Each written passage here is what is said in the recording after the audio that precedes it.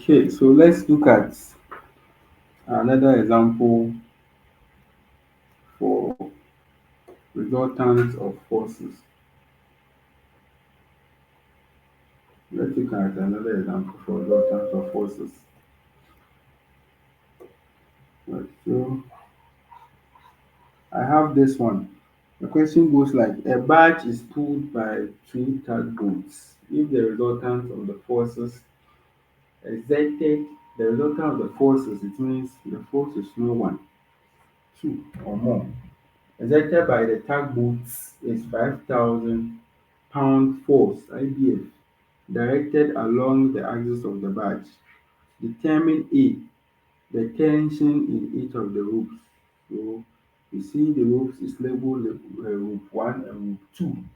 So you have to define or determine the tension in each of them. If alpha is 45 degrees, B, the value for alpha for which the tension in rope 2 is a minimum. Yes.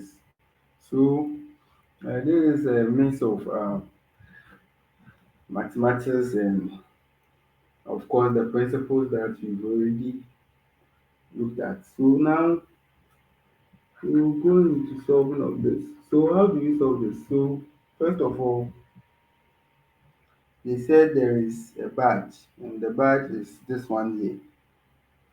So you draw your free body diagram, right? So you draw your free body diagram. So if you draw a free body diagram, what it means is that the barge is pulled by the two tugboats. So the boats are pulling the tug.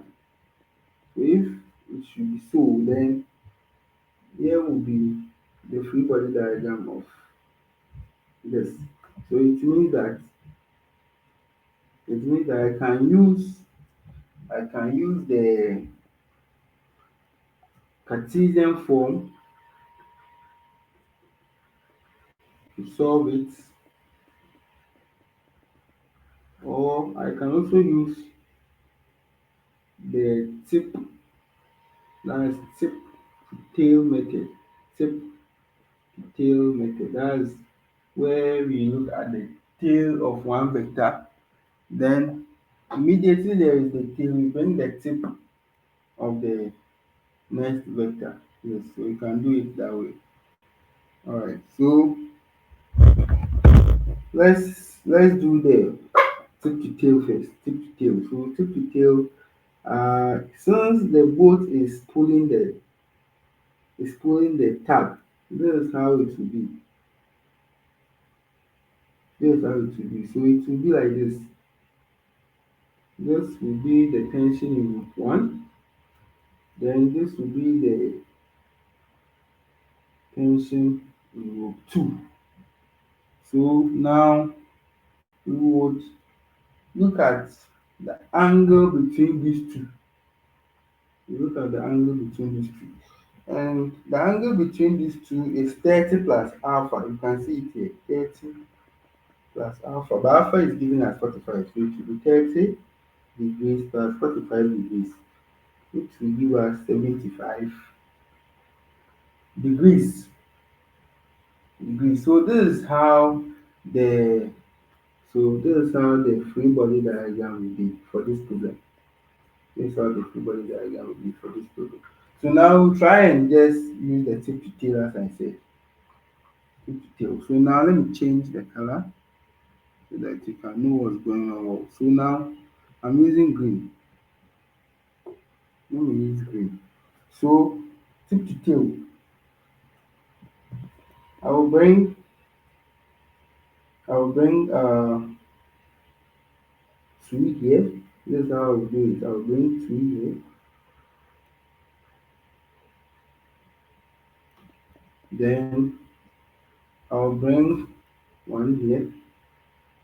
Don't change the direction. Don't forget. 1 here. So tip to tail. Tip. Here is the tip. Here is the tail. Here is the tip. So like close it like this. Then I close it like that. So now where it will be opposite to the following is what I'm calling resultant R. Resultant R. So now let's do the necessary this one. So now we know that the angle between 1 and 2 is 75 degrees. 75 degrees. And we know the tension.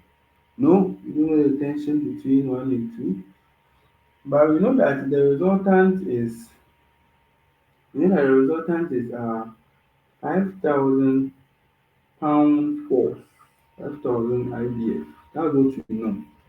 So now we can use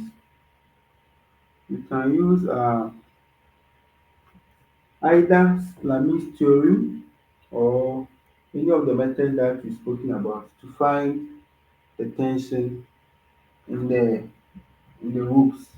Find the tension in the ropes. So now let's look at how we go about this. We also know that the angle between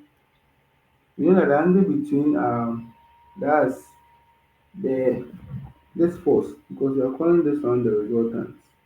The angle between the resultant and rope 2. The angle between the resultant and the rope 2 is here, is alpha 45. The resultant and rope 2 is 45. Put it here nicely. So if we have 75 and 45, 75 plus 45 is nothing more than 120 degrees. So what it means is that the angle between the resultant and the rope 1 should be 60. The angle between the resultant and the rope 1 should be 60. Yes, that's what it means. So now I will go straight and find the tension in rope 1. I can find the tension in rope 1. So now let's use the Lami's theorem. To find the tension in rope 1. So we know that for Lami's theorem, we need to find the side and the angle opposite to the side. As I said, we need to find the side and the angle opposite to the side. So this is what we are going to do now. Now, here is where the resultant is. Here's where the resultant is. And I know that the angle between that the resultant and 2 is 45. And I know the angle between the resultant and 1 is 30. And 1 is 30. So now I can find the angle between the so now this is 75. I can find the angle between 1 and 2. So this is 105. This is 75, 105. So now let's calculate it. So it will be 5,000 over sine 105 degrees. 1,000 over sine 105 degrees is equals to, then we choose maybe tension in rope 1. So that will be T1 over the angle opposite, which is sine 45 degrees. So if I want T1 would be equal to sine 45 times 5,000 all over sine 105 degrees. 105 degrees. So this is how it will be if we should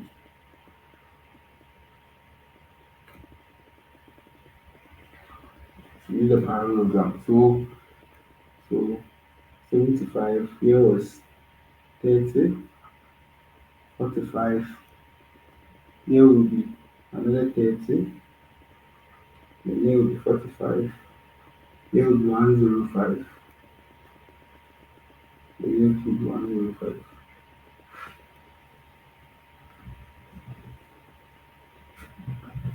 Alright. Yes. So this one is very simple. You know that here and here is 75. So if you want to find other angle using the parallelogram rule. You just do 180 minus 75. That will be the angle between the two on the parallelogram. Very simple like that. So now let's move on. So if I do my T1 wall, I'll get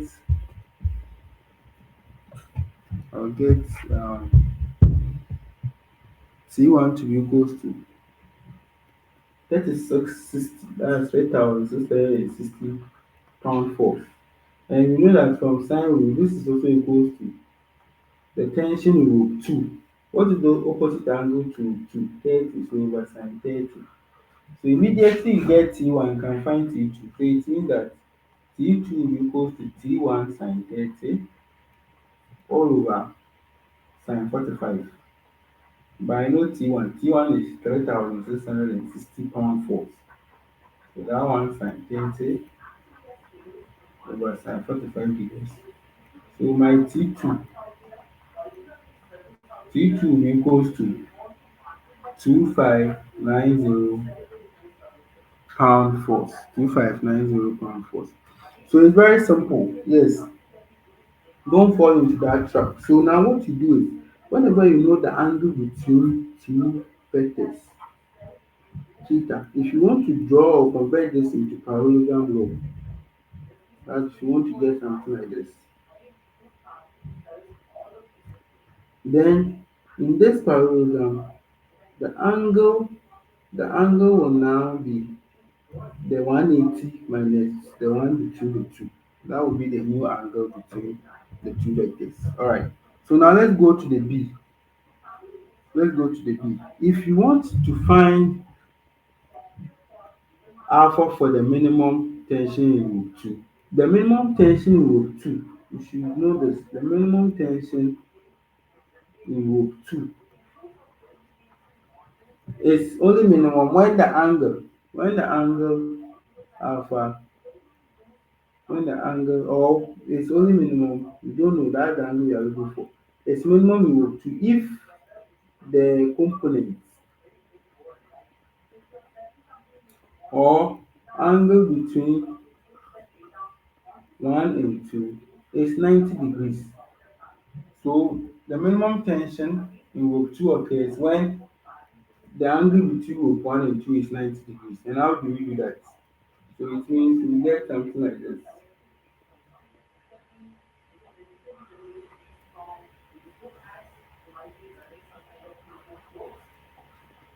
So here is rope 1. No, this is rope 2 rather. Here is rope 1 because you need to follow that rope 2 1. Then here will be the resultant. Here will be the resultant. But don't forget the resultant doesn't change. So it's still horizontal with 5,000. 5,000. But now it's alpha that we are looking for. It's alpha that we are looking for. So where do we place the alpha? Where do we place the alpha? So we look at the original problem. The alpha will be here. The alpha was between T2, that is tension 2, and the resultant. So alpha will be here. So I'm looking for alpha. What do I use? I use sine alpha is equals to opposite, which is T1 over hypotenuse. Hypotenuse is 5,000 pound force. So T1, I know that to be 3,660. So it means sine alpha will be equal to 3660 pound force over 5,000, and alpha will be equal to sine inverse of so 366 over 500, right?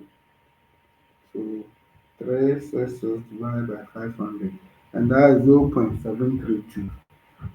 So sine inverse of 0.732.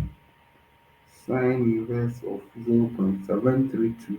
Then I'll get 47.0543 degrees. So that's the angle between the tension in rope 2 and the resultant force. And the resultant force. Yes. As simple as that. So That's where we end the second example. That's where we end the second example.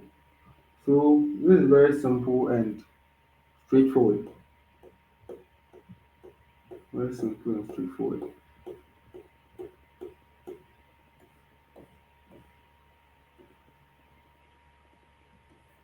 Right.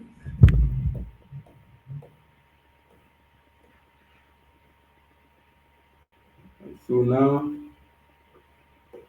don't put 30 here. Here cannot be 30 anymore. So the solution there's a problem with it. Here cannot be 30 anymore.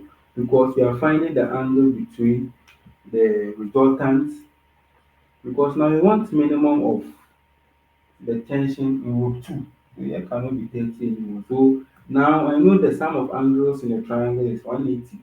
So if I want the angle here, say 5, the 5 plus 90 plus what we had, 47, 47.0543 degrees equals 180. So if I want phi, phi will be equals to 180 minus 90 plus 47 is 137.0543. So phi will be equals to 180 minus 137.0543. That's 42.9457 degrees. Yes. So everything will change. After changes, everything will change. So that's the final answer.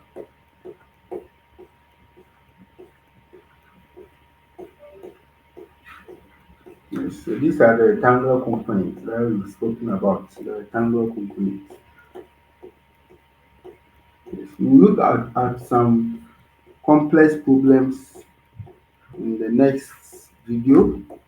So that's example 2.3. Sample problem 2.3.